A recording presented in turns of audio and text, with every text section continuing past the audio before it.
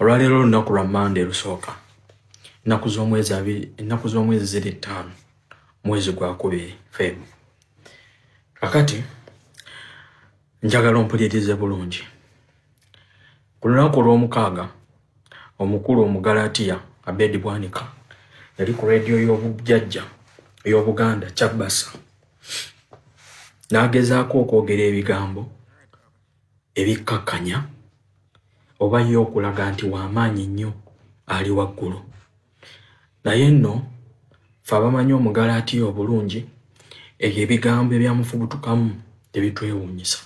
Eby'Omugalatiya bimwononekedde. Omugalatiya ogezaako okuwalampa His Excellency Kyagulanyi Robert Ssentamu ng'agezaako okuyisaawo ebibye akuutire Mathias Mpuuga Nsamba Kadingidi. Bannakibiina kya National Unity Platform babiganye. Bagamba temugenda kujja nga mujooga abakulembeze baffe mubasiimuulizeko ettoomi olw'okubeera nga mmwe mulina bye mwenoonyeza ebyammwe. Nkujjukiza Haji Ssettuba omusomi w'edduwa yakutuusako pulogulaamu zino ku Hot News UK. Haji Ssettuba omusomi w'edduwa omusanga ku ssimu nnamba 703 31 39 25. Bw'okubira Haji Ssettuba omubuulira nsonga ekkubizza essimu yo ajja kubeera ng'akusomera ku dduwa ze. Buli kimu ekibadde kyesibye ojja kulaba nga kitandika okusumulukuka mpola mpola, oliddayo kwebaza. Ensonga ezituuse ku Mugalatiya ze njagala tuwulirize olunaku olwaleero, kubanga babadde balowooza nti be basinga okubeera ab'amaanyi mu Masaka ne balowooza nti kati bo banene okusinga ekibiina yeetooloola ku His Excellency Kyagulanyi Ssentamu Robert.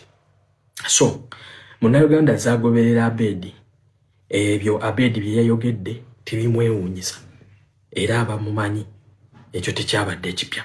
Wabula Abed arepresenting ani era Abed submission ze zaawa zonna azirifaalinga kwani wewali ensonga, wewali ekinyusi. Olwalira amaaso Abannayuganda tebagenda gatunuuliza Abed. Bagenda gatunuuliza Honorable Mathias Mpuuga. You know, for sometimes ensonga ezimu tetugenda za addressing nga Baganda baffe basuubira tuza addressing. Naye ate ekikyamu ffe kye tulabiddeko ddala n'amaaso gaffe, ekyo tujja kujja tukyogere nti kikyamu. Now mu Baganda baffe oba mmwe be tuyita basajja bakulu mu by'obufuzi nga bwe muyita ba political elites, njagala mukkiriziganye nti ebbanga lye mwagezaako okulwanyisa General Museveni wamma embeera yagaana mpaka ate amaanyi amato amaanyi amapya we gasituka nga gasitukira mu His Excellency Kyagulanyi Ssentamu Robert, nammwe ne musobola okujja mu ambuleera eyo musobole okwewogomawo, musobole okulwanyisa omulabe. Ekyo njagala tukkaanye.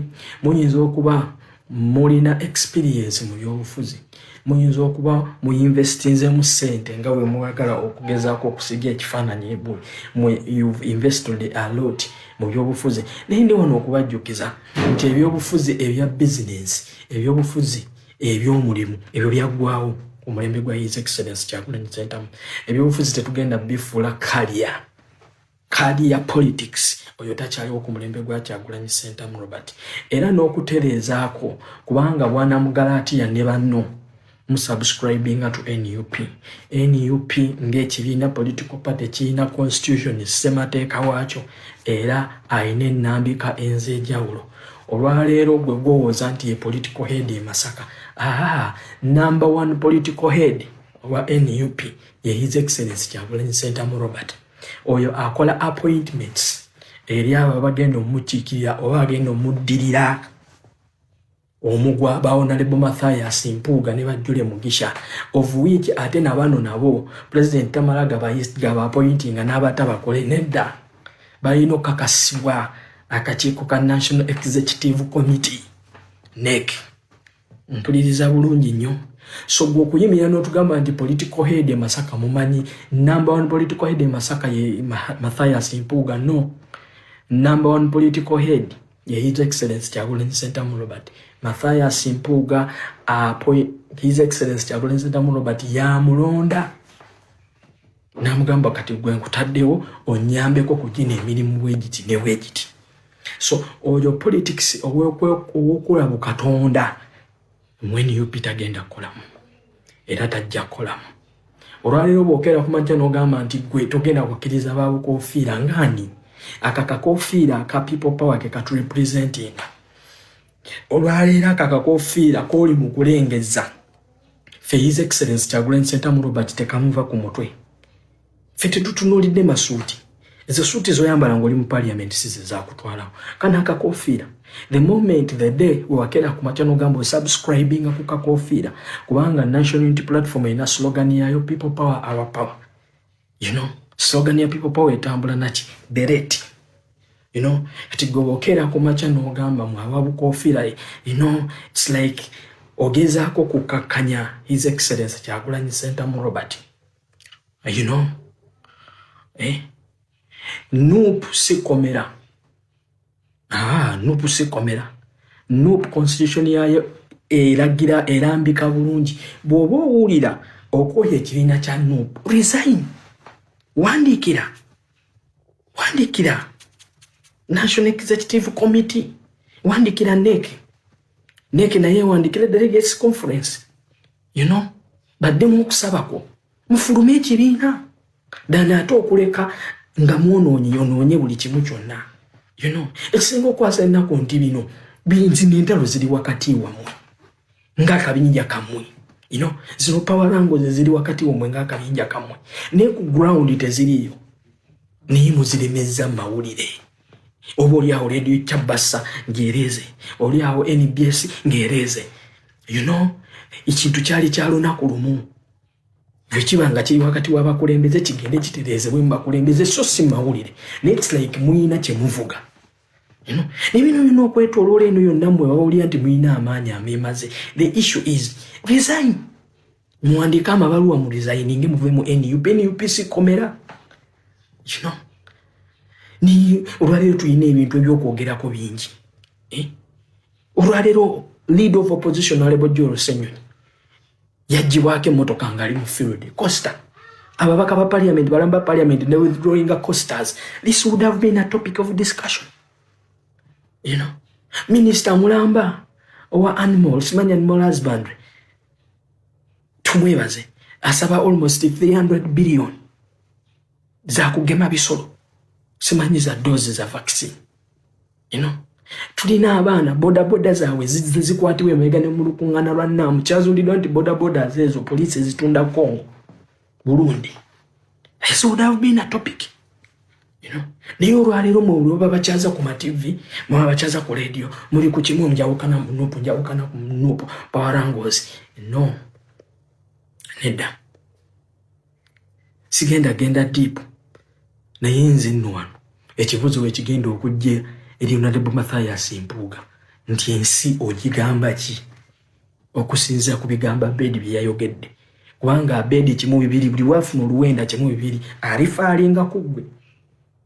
Olowooza ensi tegambe nti gwatuma Abed mutuleetera naffe munayo okulowooza nti mmwe musindika abasajja bano. Kubanga Abed si gwe gusoosera nga walampa abakulembeze b'ekibiina nga walampa Kyagulanyi Ssentamu kuba ye n'omuyisa Mukama nti His Excellency takyagalira kuddala kukiwulira. You know, naye kati naffe mutuleka mu bbanga.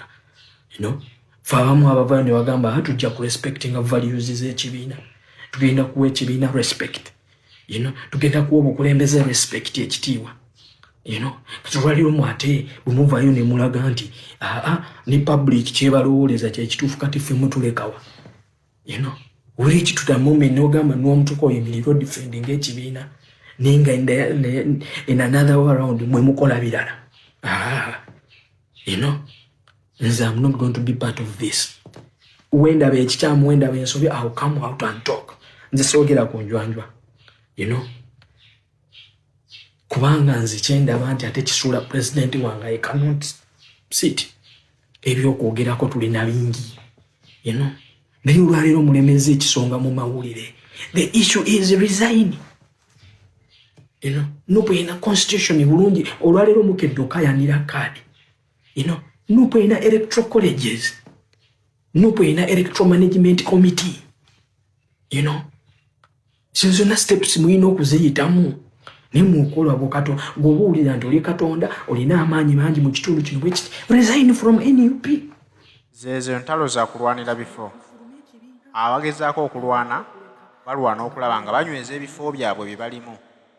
Bo baali balowooza nti by'obufuzi baamalayo eri muntu asobola bavuganya n'abajja ku bifo bibaliko. Bagenze okulaba abaana abali serious nga bazze balina amaanyi. Ate ng'emirimu bakolera ddala egyo ekibiina egikigattako. Kyebavudde basalawo ne batandika okulwana entalo ezitabayamba nga bayitira mu baana bano babavumirira nti omulimu gwe bakola tegugatta ku NUP era bo bye bakola tebabimanyi. Basazeewo nti chairman wa Kkunga yeesitula agende Masaka asooke abannyonnyole. Buli munnayuganda kye yeebuuziza nti nga gwe omusitula ngaani? Obuyinza obujjawo obusitula chairman wa Kkunga nga yateekebwawo President Kyagulanyi Robert Ssentamu. Kitegeeza nti gwe amaanyi ogakkiriza Robert Kyagulanyi Ssentamu. Bannayuganda byabalemye okutegeera ne bagamba nti ensonga ezo tebagenda kuzireka kugenda zityo. Balina zeekwatiramu okulaba nga beetereereza ennyumba kubanga kino ekiguddewo kyagala kusattulula nnyumba kitemeetememu abawagizi bateekewo embeera nti waliwo olutalo lw'ebyobufuzi mu NUP naye ng'ate bali balwanira bifo byabwe bye baagala okwenywerezaamu. 300 billion za kugema bisolo simanyi za dozi za vaccine. Tulina abaana bodaboda zaabwe zikwatibwa emabega ne mu lukuŋŋaana lwa Nnaamu kyazuuliddwa nti bodaboda ezo poliisi zitunda Congo Burundi. This would have been a topic. Naye olwaleero mu babakyaza ku mativi mu babakyaza ku radio muli ku kimu njawukana ku Nuupu Powerangos. No. Nedda. Genda deep. Naye nze nno wano ekibuzo ekigenda okujja eri Honorable Mathias Mpuuga nti ensi ogigamba ki okusinziira ku bigamba Abed bye yayogedde.